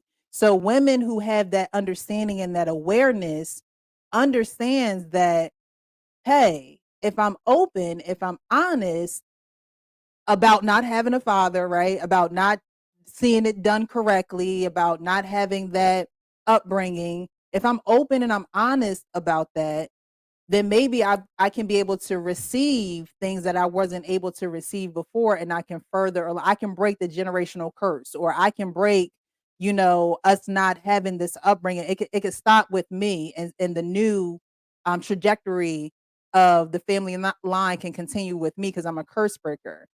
So the fabric of the woman matters. The fabric of the woman straight up matters. You see, like, because let me get your opinion. Can you compare it to anybody you ever been with? Mhm. Is she better than anyone that you ever been with? And not in like a vain way or whatever, but Hold on just now, hold on. Don't answer that one. what I'm saying is, No, if you I'm joking. compare her, she's in a league of her own. I Is what I'm mean, saying. so the answer to that is yes, because if the answer was no, we wouldn't be where we're at right now. Exactly. So let me ask Precious on that point with him. Mhm. The issue is you were in a position to recognize that. Mhm. That's one of the things I have with some of the fellas. The guys who are just trying to smash out there, some of these guys couldn't recognize a good woman if they saw one because they're trying to smash everybody. But King You know, I also mean, been at married least one. before too. Huh? So King also been married before. I believe men who have been married know what to look for, because hell, they know they ain't trying to get what they had before. So they know what to look for. They're not wasting time. They're not really wasting That time. helps. Yes. That helps. And I can't recall if it was Payne or if it was he said, but it's like knowing who you are too. Because look, I mean, I raised my hand and say I wasn't perfect in my first marriage. And that actually, I want to scratch that from the record. There were things that I know I could have done better. It wasn't about striving to be perfect, but there were things that I realized I failed as a man and I failed as a husband to my first wife. And once I rectified that through therapy, through just learning and growth, I understand the man who I am now, the man who I am going forward. And if I make that choice to as he say, and I love it, bless somebody with my last name, I know exactly what I'm not going to have around me in life going forward. So I think a big part of that as a man was understanding who I am. Mm. I had want to ask, I had want to answer R-Pain's question because he was kind of talking about kind of like what do the guys and the women to do that want to get married and stuff. And I say like if they're not seeking these types of spaces, you got people. I'm married. You know, Miss He said, she said they married. You know, you married R-Pain. So we have no excuses for us not to be married in today's time, right? Because we got all the knowledge we want to go to. We got encyclopedias. If they don't like how I talk, they can go to Misa. He said they don't like how he talk. You go to you, R-Pain. If you don't like how he talk, you go listen to him. We got all different ways of knowledge that we kind of going through right now as men and women, and you can gain it. So it's just a point of, do they really want it? Because if they really want it, it's out there. They know how to find it. You're right. They know how to find it. They want it. Because they not find negativity. They'll be on World Star all day. You know what I mean? Going down the timeline, right? Or somebody talking about something messy in this space. We see 300, 400 to 1,000 live viewers. You know what I'm saying? But over here, well, we had like 20, 30. You know what I'm saying? So if they actually wanted the knowledge, they'll get it. And the people that wanted to be married, you see, they are married. You know what I mean? You know, So it's that's why funny I was that we're telling even women. talking. I'm sorry. It's funny we're even talking about this because I just went through a live on another network. I don't know if you want to mention it, but where we talked about the 10 things, and it's more than 10, that we had a panel of guys. We talked about if I'm a man looking to vet and court a woman, first we kind of identified what vetting meant and what courting meant. And then we went through a list of the things off the top of our head of what a guy should do to mitigate his risk. But I had a video where a guy was talking to a woman, and there's some assumptions you have to make. She seemed like a very marriageable minded woman, and he couldn't get past the fact that all he wanted to do was smash her, and they're having a conversation, and she's saying, well, I like you, but we got to get to know each other, and if you're my man, then we could do, but he's saying, but I gotta smash you first. I mean, in different words. So their conversation was it was kind of fun because it was apropos to the live. And that's what I think is indicative of a lot of men today, that they couldn't recognize a woman that is not a 304, that is telling them what if you want somebody with my virtue or my caliber, these are the kind of things I want. And he couldn't get past. He just couldn't get past trying to convince her to sleep with him. But and it was a great time. I'll just put it in the chat if you want to see it. It's a minute and a half. Well, the thing about it, Brother Payne, is talk is cheap. Yeah. She could say that's what she don't want to do. Yeah, but at the same time, 2 days later, 5-star restaurant later, I'm knocking it down. No, talking about taking her out. No, that's not what I'm saying. Listen to what I'm saying, Brother Payne. You got a lot of individuals like that, I heard. They not holding to what they saying. I do understand that. I do. You have to see the video. I do understand. I didn't want to stop it. I'm just talking about the scenario. I don't care about the video. I understand. Look, a woman needs to let her know her intentions. Ladies, if you want to be married, I'm talking to the lady now. Ladies, if you want to be married, you better let it be known you want to be married. And you got to hold to it. Don't just talk about it. You got to be about it. That I means thought that's what you was thinking every about. opportunity it comes up, or a situation comes up, or event comes up, you need to give a friendly reminder. Yeah, I can't wait till we get married. Yeah, I'm looking forward to getting married. What do you think about Yeah, us going okay. ring shopping? What do you think about us, living in this type of neighborhood, or living in this city, or moving in this state? Or let me ask you this: if we was to have kids, would you want to homeschool the kids, or would you be willing to put our kids in a private school, or a Catholic school, or whatever the case may be? Um, when we have Thanksgiving, how do you feel about rotating? You got to let your intentions be known and So hold what does that fast have to to do with them. what I said? I don't understand what that had to do with what I said. I didn't say she I'm didn't let talking. it, you know. Well, I'm talking about that video you used to talk about, brother. Yeah, but I don't see how you got that out of what I said. That's what I'm saying. I hear you and I agree with you, but that's not you just taking my thing completely out of context. No, Because if that's what I think. But I'm only being defensive because you're taking it out of context. Because I agree with what you just said, but that's not what I said. But I don't know what that sparked by look, that man, spark. I don't know why you look here.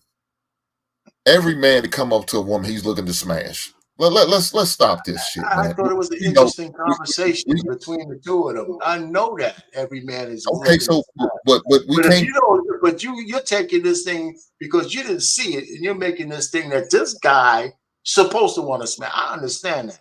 It's just made for an interesting minute and a half. That's all. I There's no. understand, but I'm talking about the scenario. The You don't know scenario. the scenario. I'm talking about the scenario you just presented to us. Yeah, but you took the scenario to your own interpretation. You didn't see it.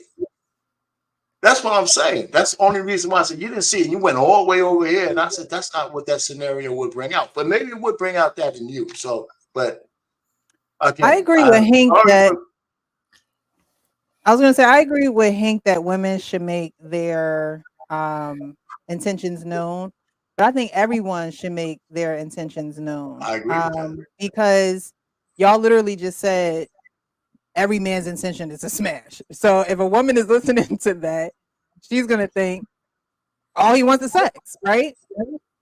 Initially, And right? that's right. So then the next thought in her mind is, okay, so when does he move from just sex to, wanting to be in a committed relationship with me?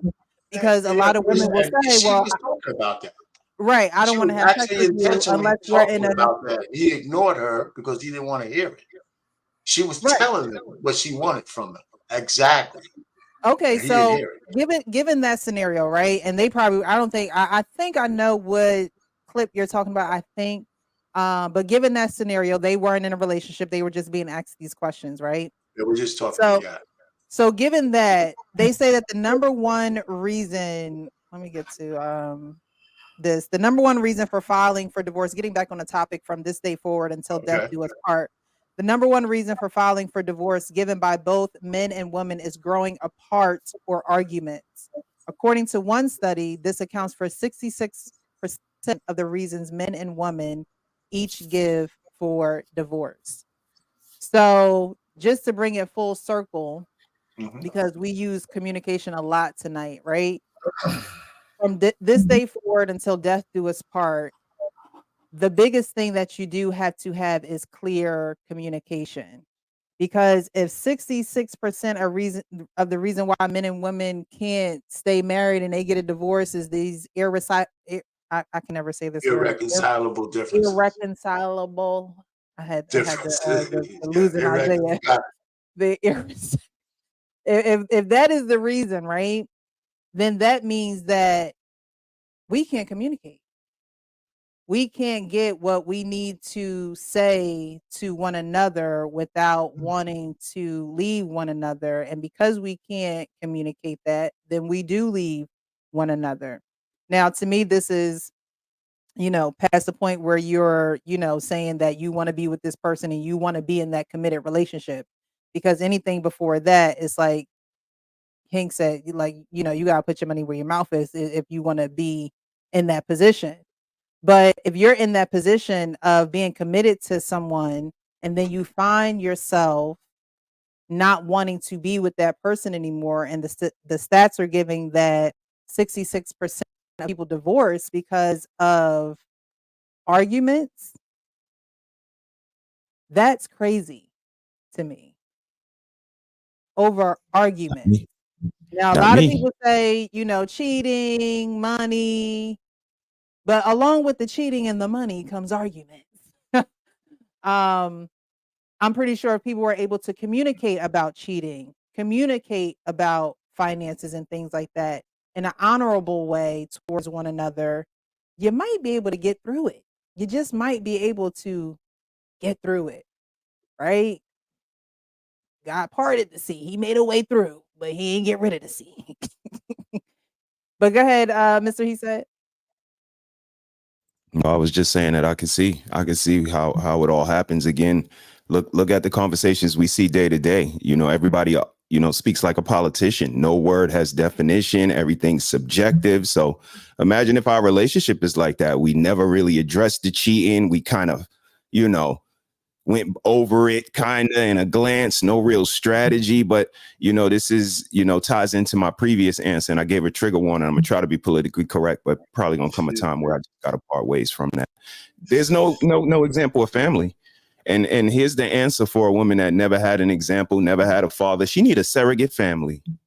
And that's my problem with women, is that they always act like they're better than everybody else. If we had a child that was wayward, a child that was latchkey, we would give him a surrogate family. We would show him structure. We would show him discipline. But they different. They not different. They need a surrogate family. And this is, I say it may be hard to hear, but ladies, y'all need to find a family and attach to it. He ain't lying. He ain't lying. Y'all need to humble yourself. Y'all need to say, y'all got some good shit going on over here, Huxtables. Maybe I could come over here and learn something. But, our pain want to make all the men horny and all the women are just horny because they have no standards. So eventually somebody going to end up fucking, but they fucking anyway. This is where y'all just dumb, because y'all sharing men anyway. You need a sister anyway. Ooh. Like, this is why there's no community. There's no sister bonding. Y'all just said the girls don't know about their bodies. It's because there's no community. Y'all too in your own way to say, you know what? I like the way this woman moves. I like the way this man moves. Let me go over here and learn something from my elders. Let me learn something from a family with a track record. Everybody fly by nighty. It depends. I can't judge. Everybody's different. And that's why y'all all are going to be sad around the holidays while we got the onesie pajamas on and then making cocoa. And this is why you get all of the arguing and the yelling around November and December. Why wasn't like this in the summer when the barbecues nobody wasn't on here showing all this attitude, but now it's getting cold, cuddle season, holiday season, cocoa season, and they alone with no seasoning. So, again, y'all keep thinking that y'all got all the answers, but y'all don't. Like James said, the people that's sitting in these boxes, we got the answers. Y'all keep looking at them celebrities if y'all want. But y'all will learn. And again, we might not have all the subscribers. We might not have all of the views, but we got all the receipts. We got 20-year-old, 3-year-old children running around this house. We all in the same house as a family. So, keep saying what you want and waving the flag against right. But right is right. And Lady Di and Real Precious and Take Heed and Almond Eyes and Mrs. She Said, I know all of them. I watch them every day. I say their names every day. Mona D, y'all know who y'all is.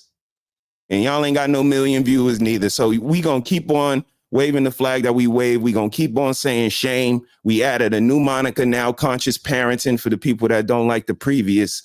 So jump on board. Sign a petition that the missus got.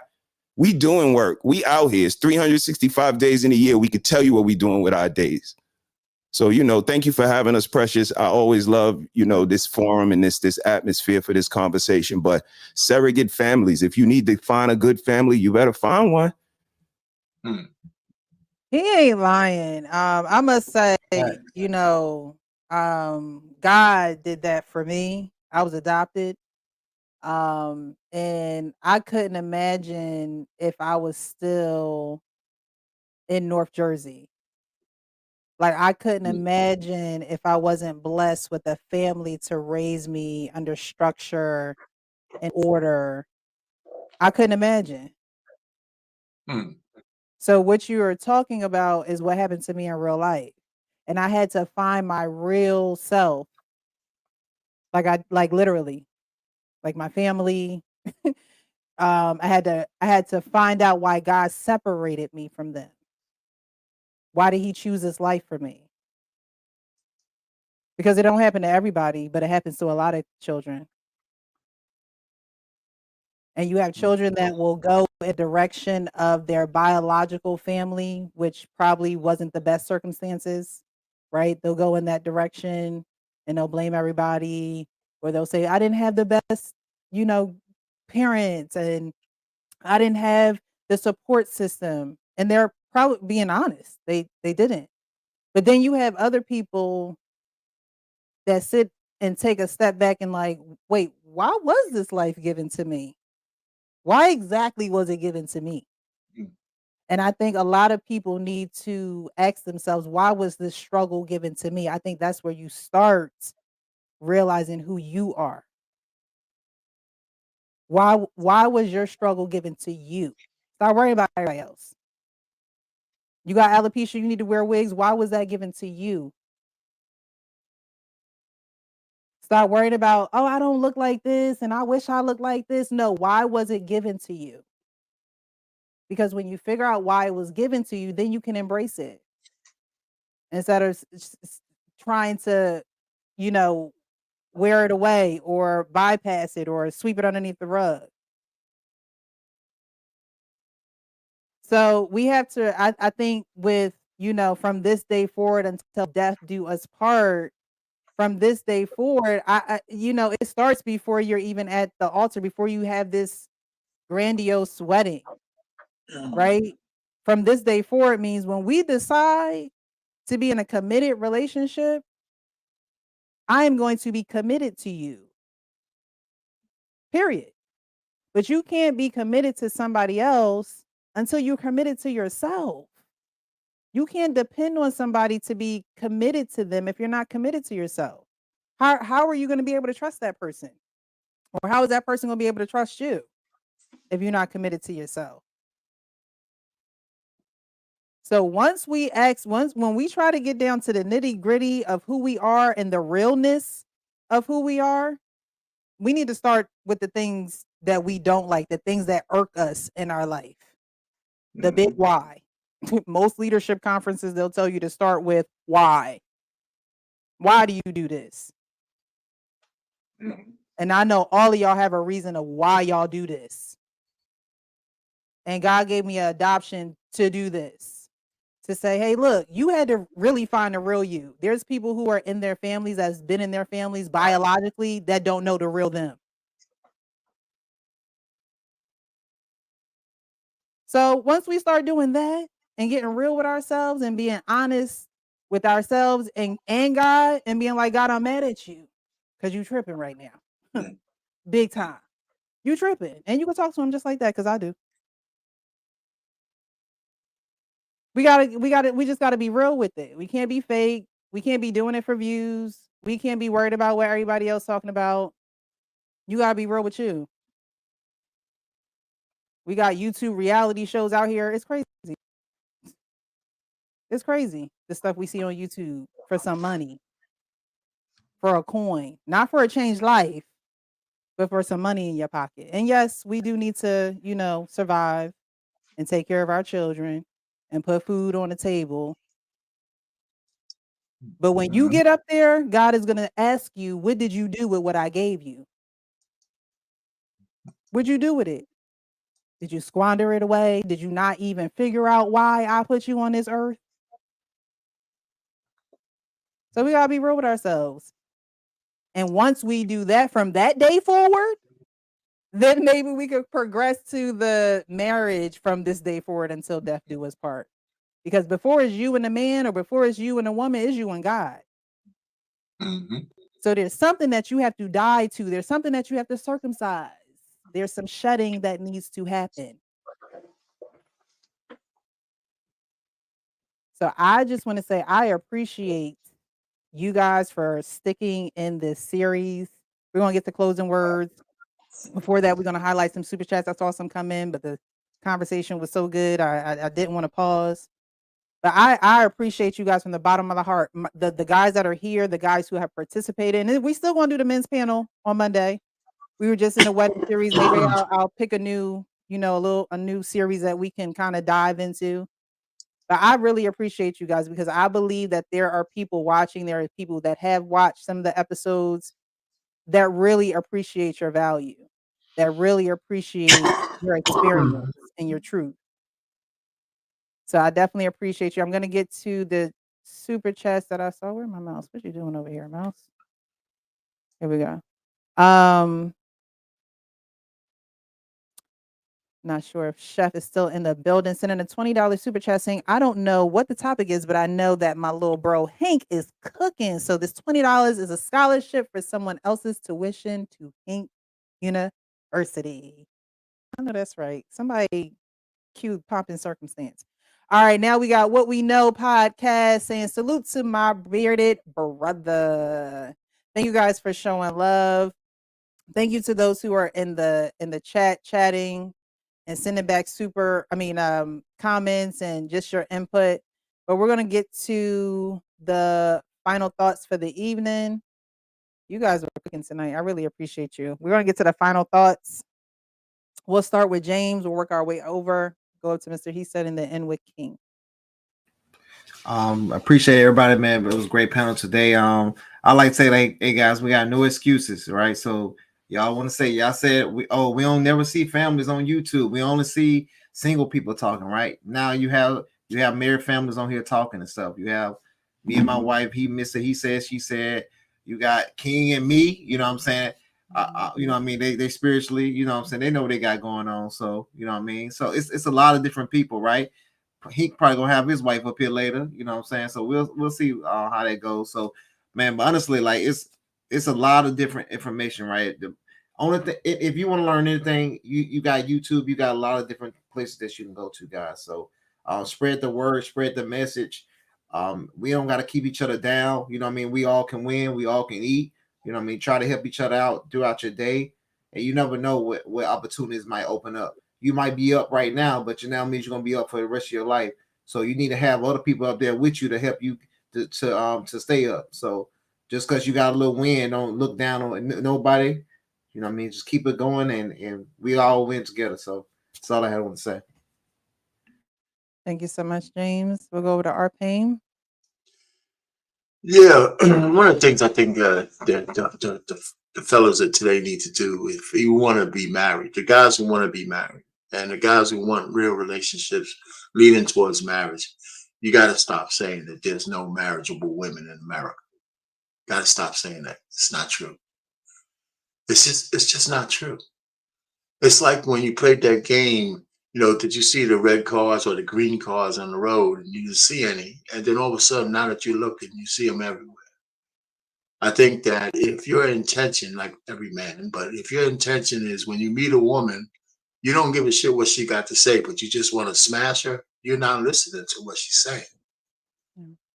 You're not listening. You could be missing opportunities because every woman looks like a piece of steak. And at some point, you gotta,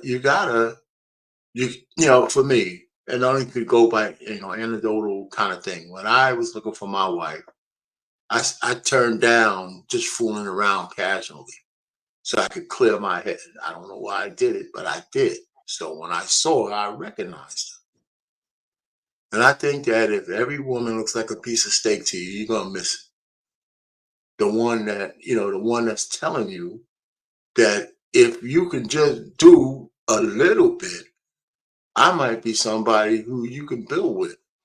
But if you can't get past the fact that she ain't smashing you because that's what you want from her, on day 1 or 2 or 3, I don't care what the day is, then you just stay out there. That's all. But I think some of the guys need to start to focus on what they want. And then maybe some of these women that you're thinking of don't exist might start to reveal themselves to you. You just got to be able to see it. That's what I think. And so let me just land it there. All right. Thank you so much, R. Payne. We'll go over to Hank. Your final thoughts, sir? November is Men's Mental Health Month, man. So, man, just like, man, do what you got to do. Like, man, I need for you, brothers, to protect yourself at all times. Whether you got to get on somebody's couch or somebody's goddamn Zoom meeting, man, get your mental right. Get your A1C and your blood work in order. Go get your checkups. Take care of your business. And for men of my age and Brother Payne and some of those others of a certain age, go get your prostate and your colonoscopy check. That's very important, man. Colon cancer is a mother. Take care of your business. Do what you can to be on this work as long as you can so we can conquer this piece one day, man. In order to do that, I need you to ask to be here, healthy and ready to go. Thank you, Real Precious, for having me. I appreciate you and the series that you and Brother King did. Yeah, I'm sure it's very helpful to all the listeners out there. To everybody who tuned in, thanks for tuning in and continue to tune in. Sister Precious is a good content creator, so is Brother King. They are doing great things over here, and I appreciate them for having us. Thank you. Thank you. Always appreciate you being here. Mr. Yeah, I want to say thank you as well. I forgot. So thank you for having me up. You're welcome. And I meant to say, Lady Di, praying for you. I know you're not feeling well, but thank you so much for being here still. I do appreciate that. And for Lady She Said, thank you so much for being on the panel tonight. Mr. He Said. Always a pleasure. Always a pleasure, Press. Thank you for having me. Fellas, always a pleasure chopping it up with y'all. I respect and admire you guys immensely, man. Just giving your testimony, giving your experience, and being vulnerable enough to come up here and share with us. So always a learning experience for me. I think Till Death Do Us Part is a great aspiration. It's a great foundation to set, duty, honor, responsibility. All of those things that are intangible are very important, and that's what you build on. And hopefully we got two intelligent people that make a very, very positive union. So good luck to all of the young couples out there that's thinking about getting married and on the verge of being married. Bless your union. And it's always a pleasure being up here, Presh. I look forward to the next time, man. Fellas, peace. King, thank you for having me, sir. Always a pleasure. Thank you, Mr. He Said. And then finally, last but not least, we have the co-host, the actual Kingston. Ooh, I like this title, Until Death Do Us Part. I struggle with this one because the part that I left out earlier that I said I'm not going to speak on this is I think that a lot of ladies are slaves to their feelings. And it's difficult when you're a man that don't know how to give direction. Like I was in my younger, age. I didn't know how to succinctly state what needed to happen because I was trying to cater to someone's feelings. And I realized that was a mistake in my youth. So looking forward, it's more about, understanding the direction that I have in my mind and being able to communicate that clearly to somebody. I was a little bit weird about doing these because it's more, leaning more towards marriage. And I've came out here and publicly said I'm not entirely too sure that King Smith is going to be going down the aisle again. But I like the perspectives of the people that, are making the choice to come on and do this, whether doing this on yours or co-streaming. And I thought that this was some very valuable information for people to chew on and add to their toolkit. So thank you. You're very welcome. But I need you, so you're gonna have to be here whether you like it or not. No, I'm just kidding. I'm just kidding. But I appreciate you for being open. That's all it takes, right? You really can't ask people you can't force people to do anything. But when someone is willing and they're open, it opens the door for the other person to be willing and open, and then for you to then learn from each other. You may not adopt being married again. Who knows what the future holds for you, but at least you're making yourself available. And we talked about this in the one-on-one and the Patreon, but at least you're making yourself available, right? You're giving your time. And we all know that, You can't get time back. So you guys could, everyone in the chat, everyone that's been on the panel could have been anywhere. You could have been doing anything, but you chose to be here. And that's a testament to how you value your time. I appreciate you for being here because you don't have to do this. You don't have to be here watching us have these conversations and chiming in, but you do. And so we as a content creators have to, cherish that and also see where people are taking strides and being open and being able to participate. So with this month being men's mental health, and I believe it was last year around this time when we started the men's panel, because I remember it being about mental health. We were talking about David Mann and how It he was was. depressed, and his wife noticed that some things were going on around him. So it looked like we probably gonna be selling about a year for this men's panel being a thing on the Real Precious. So again, I really appreciate you guys for showing up, showing out, being hot, honest, open, and transparent. Guys, definitely like the video, share this with someone who may be interested. I have my Patreon linked at the top. I'm gonna be dropping a video on Wednesday. I'm gonna be doing exclusive content just for Patreon. So content you guys will not see on YouTube. You will not see it on Instagram. You may see a teaser or two, but it's me giving my real raw opinion about what I see in today's society and how, we gotta be real. Because a lot of people see this stuff online and they have these perceptions, and perception is not always reality, but that's what we're taking it as. But we gotta be really real. So, I'm gonna be doing those videos in my Patreon. So you guys definitely sign up for that. And then, if you do want to be a part of the Patreon family, it's a hot community, honest, open, and transparent. Sometimes you have people in your corner that are willing to carry you to, the gate of beautiful, but they're not willing to help you out. They're not willing to hear you out. They're not willing to be open to what you're going through because they are seeing themselves so much and they can't, detach from themselves. I'm the kind of person that's like, "Hey, I'm not here to judge you. I'm here to help you. I'm giving my services, of saying, I know what it's like. I know what it's like not to be the real me and to please other people because my needs aren't getting met. So I had to figure out how to do that in a respectful manner. And I think once we learn how to do that in a respectful manner, we can be more real with ourselves. So I offer that over on my Patreon. So definitely you guys go check that out. But I'm definitely going to drop a video on Wednesday about the Kiki Palmer case and what's going on with that. So if you guys want to see that exclusive content, it will be on the Patreon page. Again, you guys, I appreciate you. I can't say it enough. I really can't, because you don't see a lot of men give their time to a greater cause. And so if you want more of this, you have to continue to be the example of this. And you guys are doing it. You're putting in the work. I appreciate you. And I know others do appreciate you as well.